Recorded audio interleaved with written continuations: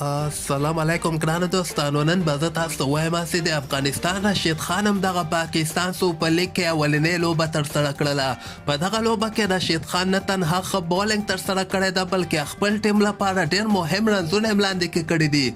ویډیو تر اخره پورې وګورئ، په هر څه به تاسو پوه سئ.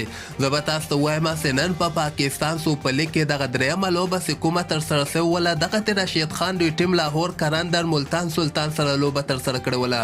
په دغه لوبه کې لاهور کرندر د راشد خان دوی ټیم اول بیټنګ ترسره کړی ده. په 60 اوورو کې 200 رنزه ټارګټ ملتان سلطان ته ورکړی ده. کمنګه بیټسمینانو تراسو فخر زمان شپږ اویا رنزه کړي دي، کامران غلام 43 رنزه کړي دي او لاندې کې راشد خان ورته په 4 بالو باندې 19 مهم رنزونه کړي دي چې پکې 2 غټې شپږیزې او 1 څلوریزې وهلې ده. 425 سټرایک ریټ باندې راشد خان په دغه لوبه کې لوبه ترسره کړې ده او نټ آوټ هم پاتې شوی دی، یعنې ډېر مهم رنزونه لاندې کې ورته راشد خان کړي دي.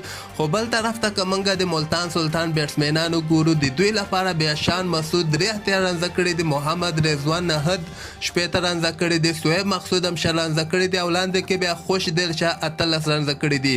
دغه لوبه ډېره اساسه لوبه وله، یعنې اخرني اول ته راړله، خو بیا حارث رؤف په اخرني اور کې بیخي ښه بولینګ ترسره نه کړ.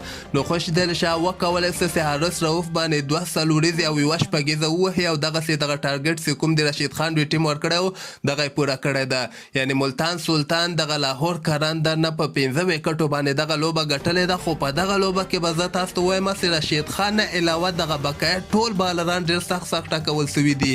شاهین شاه افریدي نه 4 اوورو کې 40 رنزه اخیستلي، خو شاهین شاه افریدي بیا 3 لوبغاړي موټ کړي دي. زمان خان هم 41 رنزه ورکړي دي. حارث رؤف نه بیا 3.4 اوورو کې 40 رنزه اخیستل سوي دي. ډیوډ ویسي نه 32 رنزه اخیستلي دي.